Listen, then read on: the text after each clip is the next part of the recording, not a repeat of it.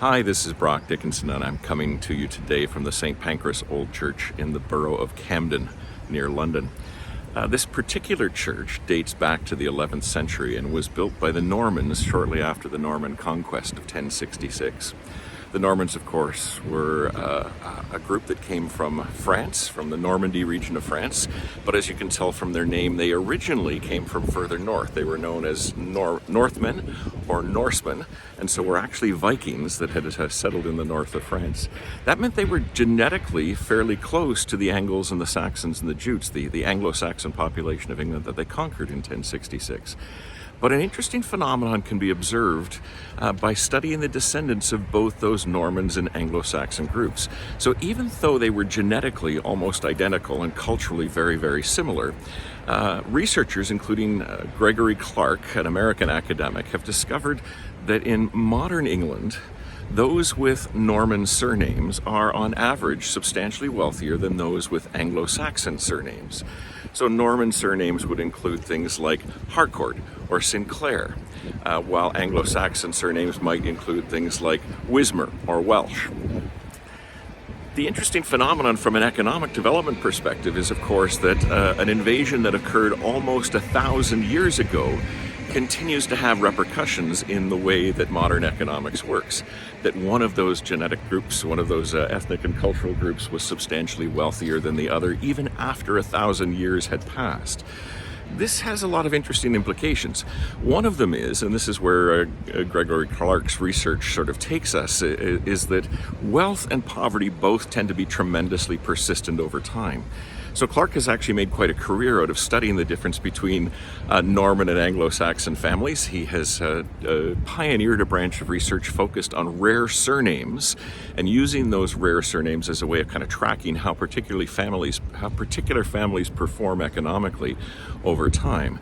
And he's able to look at wills, property ownership documents, the names of members of parliament, the names of those who attend elite universities like Oxford and Cambridge, and demonstrate that over that same 1,000-year period that Normans tend to have maintained their wealth much better than Anglo-Saxons, while the Anglo-Saxon population has tended to maintain levels of poverty.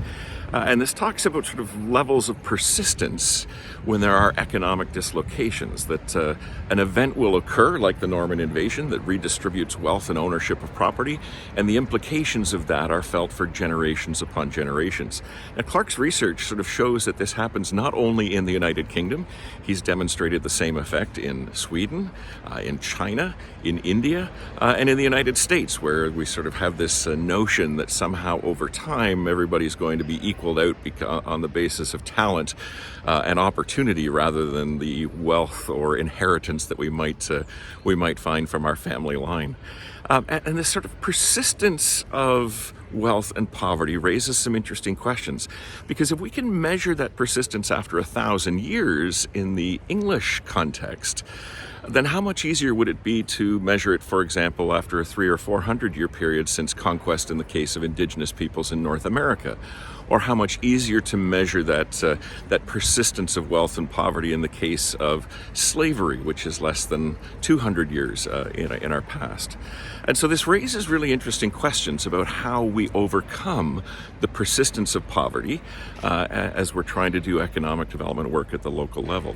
Now, this isn't taking a side on issues like slave reparations or any of those sorts of things, but it is interesting to see what some practical examples of communities working on this issue have been. So the city of Evanston, Illinois, for example, has decided that to tackle this kind of persistence of poverty within post-slavery communities, that they would provide special programs for the financing of black-owned businesses in the community as a way of kind of trying to overcome the persistence of poverty. Now, that's not necessarily the only solution, it's not necessarily the right solution, but I think it's important that as we consider wealth and poverty in our communities, we recognize that they persist for far longer periods than we had typically imagined, and that if we're doing economic development effectively, part of what we need to be thinking about is resistance to that persistence. So resistance to persistence is a key idea in thinking about how economic development needs to be oriented towards the eradication or the minimization of poverty within our communities. But this whole set of ideas has other implications as well. And part of it is that, here in the 21st century, 1,000 years after the Norman invasion, we find ourselves in a period of economic dislocation. That the emergence of a new technology-based economy, whether that was sort of the rise of computers and the emergence of the internet in the 20th century, or now the rise of artificial intelligence and advanced robotics in the 21st century, that this acts in a way that is similar in its effects to the Norman Conquest. There is a massive dislocation occurring in the economy, and it seems that some people fear that in the midst of this transformation to this new type of economy, they will be dislocated, they will be removed, they will be eliminated from the economic opportunities that they may have enjoyed in the past, and therefore they're resistant to the kinds of changes that we see taking place. And there's a logic to that. If you know that emerging technology is going to remove your job or get rid of your economic opportunities, and that the implications of that could affect your family for 1,000 years or more, then resistance to that change has a certain logic to it. And this is where we start to see the emergence of movements like MAGA, for example, the Make America Great Again notion.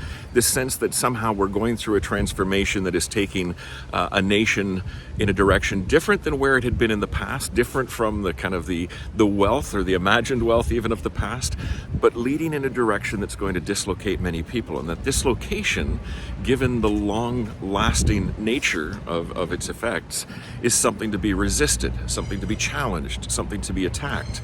And so often we're sort of find ourselves being very dismissive of some of these ideas in an economic development context, that they're political in nature rather than economic, that they're too overtly partisan for us to be thinking about. But if we really want to be successful in economic development, we have to understand the nature of persistence, not just as a factor that has created the economy that exists in our communities today, but as something that many people may want to fear or embrace depending on their perspectives for the communities we're building tomorrow.